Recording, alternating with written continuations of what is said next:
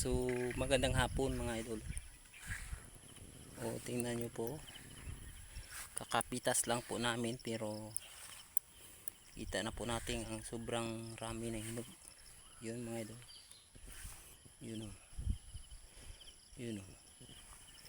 At saka sobrang napakahaba ng mga idas na to. So ang dami talaga mga idol, yun o, yun o. Ayan. So makita natin ang blessing na ginhatag sa atin ng ating Panginoong Diyos.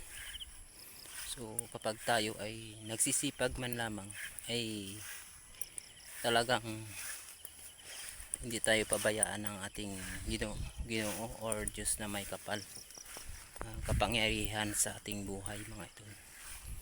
Yun ang ating maraming hinog mga idol. Yun, yun. Tingnan nyo po kung gaano karami yung hinog ng ating siling pansigang mga idol. Yun o, yan. So ilang araw pa lang po ito, mga pinitasan noong parang 3 araw pa lang ito mga idol, sili natin. Hindi pa nga ito natapos sa pag-harvest mga idol, pero makikita po natin ang dami ng ating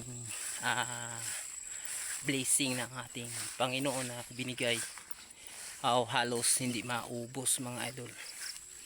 So yun, yan o, ang hindi pa na po natapos, parang ilang tudling lang yan mga idol, ang 70 kilos, parang higit lang po 4 na tudling. So may natira pa puntang taas, parang 6 yata na tudling, hindi kasali yung doon sa baba, 2 tudling mga idol. So isang harvest to, parang hindi pa po ito maubos. So ang ginawa namin ay tuloy-tuloy lang po ang pag-harvest, habang pagtapos ng maintenance or pag-spray ay tuloy-tuloy lang po kami nag-harvest para ito ay maagapan sa pag-harvest mga idol. So tingnan nyo po, ka-pick up lang po kanina ng hinarvest noong Martes ngayon. So hinarvest noong Lunes hanggang Lunes ng araw at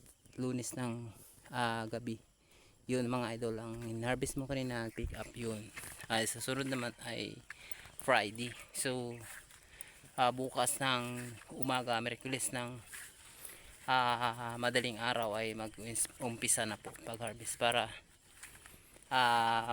dumami ang ating ipatimbang or ating ma-pick up ng ating buyer. Kasi alam nyo idol, dalawa lang kami na utol nag-harvest. Yun.